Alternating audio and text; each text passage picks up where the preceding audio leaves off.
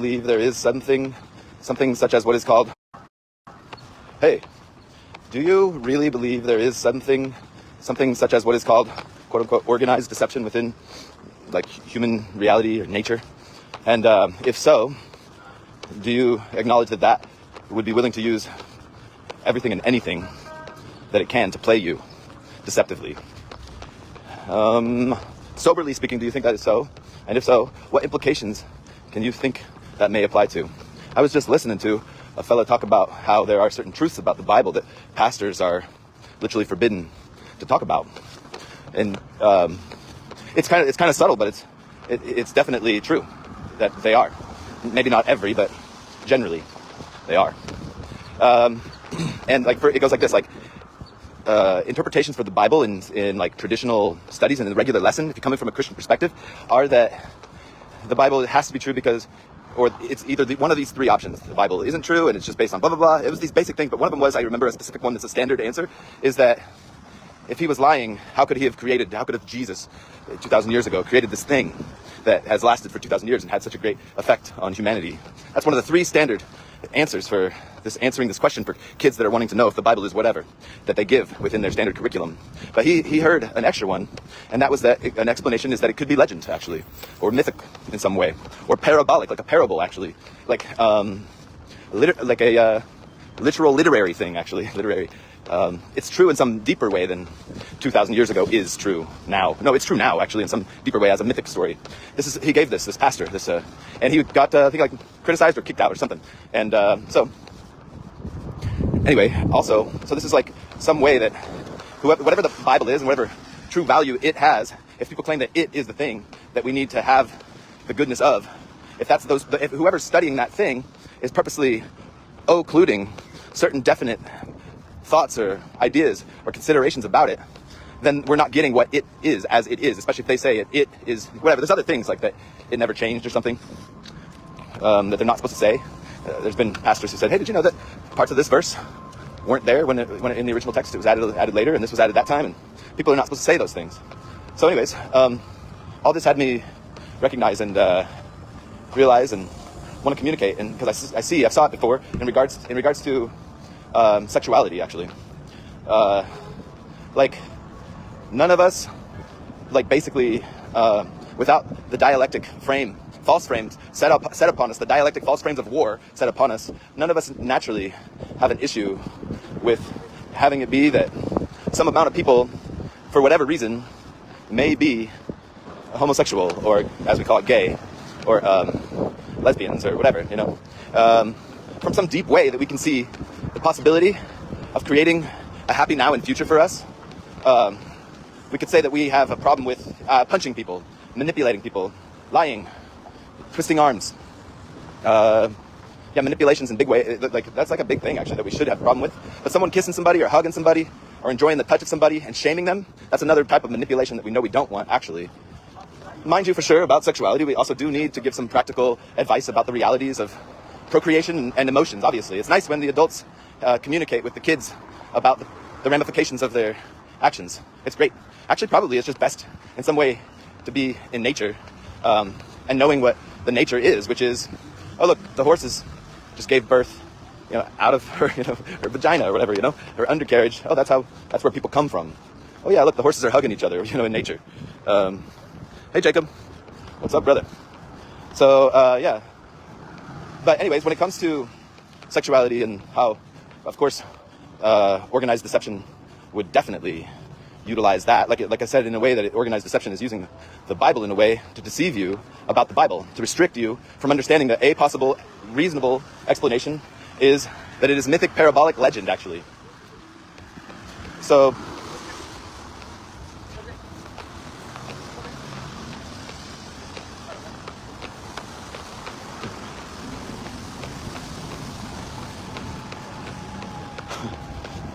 anyway,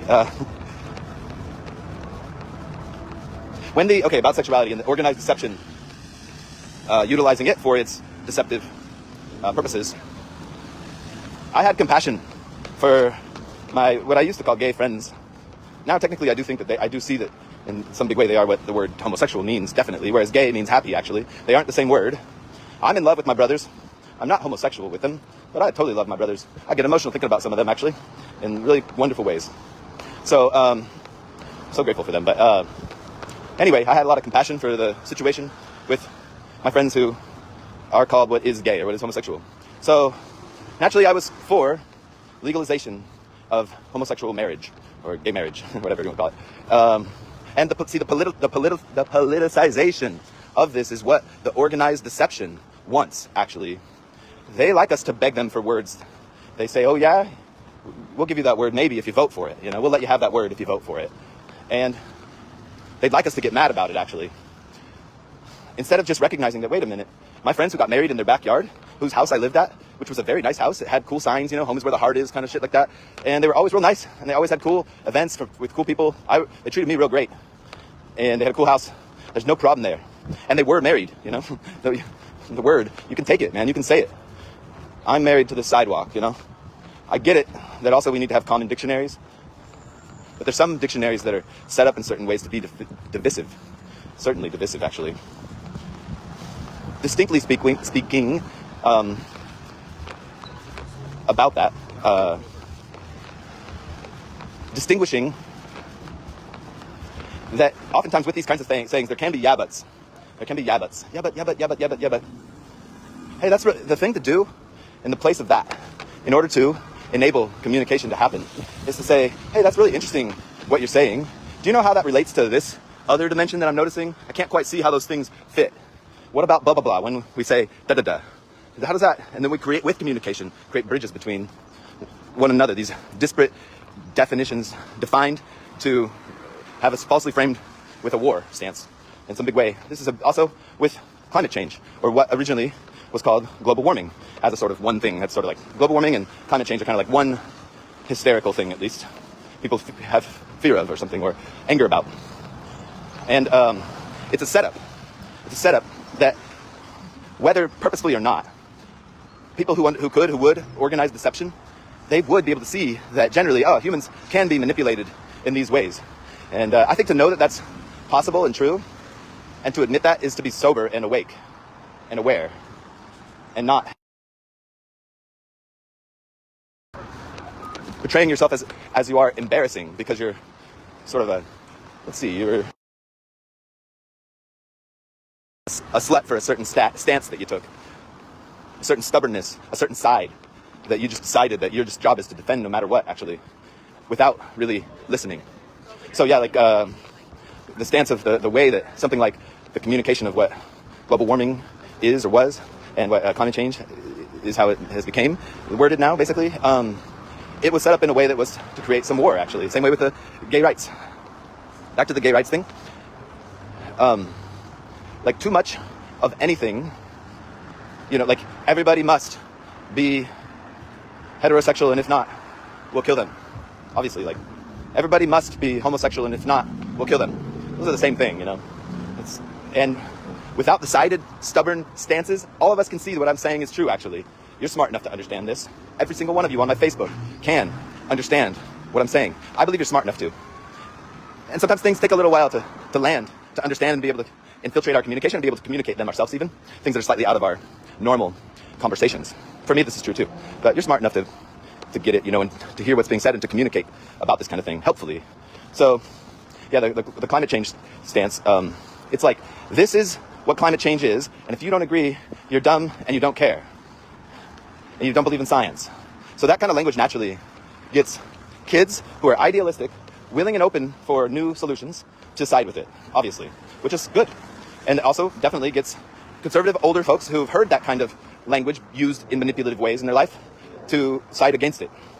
It's like nobody wants pollution. Hey, let's get everybody on one side. Hey, nobody wants pollution.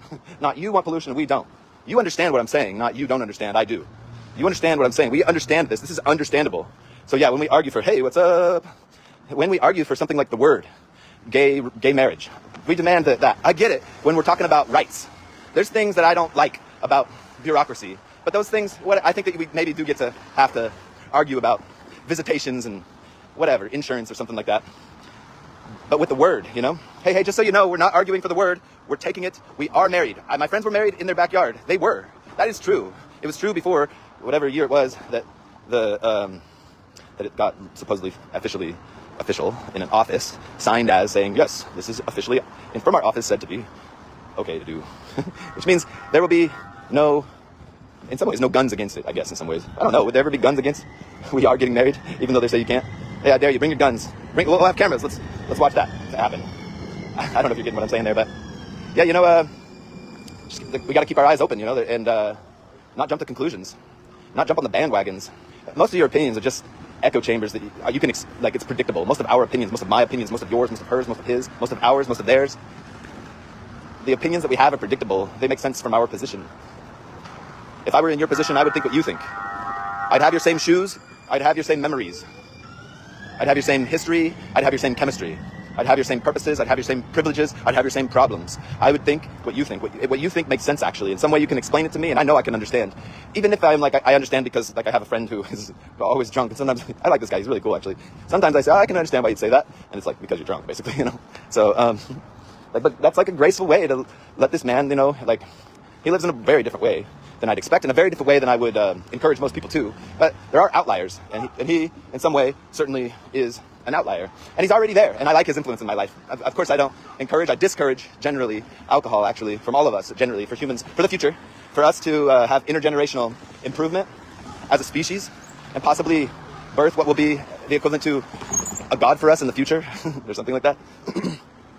I encourage us probably, it'd be good to get rid of alcohol or have it be very different in our world. I have a good friend who said, we were driving by a alcohol advertisement, it said something, cognac or something like that, with hints of honey and raisins or something like that. And he's like, it should be called paint thinner with hints of raisins and honey. And, on the bottles, there should be, instead of warnings about other things, there should be a little kid crying in the corner.